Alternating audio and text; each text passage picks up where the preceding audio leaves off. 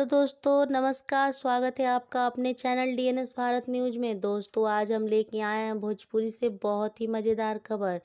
जी हाँ दोस्तों, बात करते हैं भोजपुरी एक्ट्रेस रक्षा गुप्ता की। तो आइए जानते हैं रक्षा गुप्ता कौन है।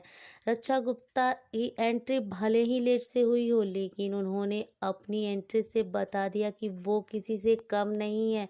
जी हाँ दोस्तों, हाल ही में रिलीज हुए कमांडो अर्जुन के ट्रेलर से रक्षा गुप्ता ने पूरी भोजपुरी इंडस्ट्रीज की एक्ट्रेस को हिला के रख दिया है। बात करते हैं फिल्म के ट्रेलर में रक्षा गुप्ता का बोल्ड लुक देखकर हर कोई हैरान रह गया है।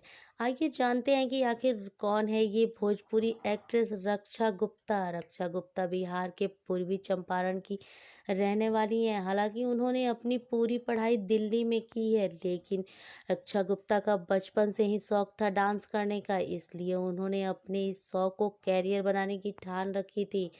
इसके बाद उन्होंने नच बलिए में 6 में हिस्सा लेने पहुंची। यहाँ पर वो सेकंड रन अप कर रही थी।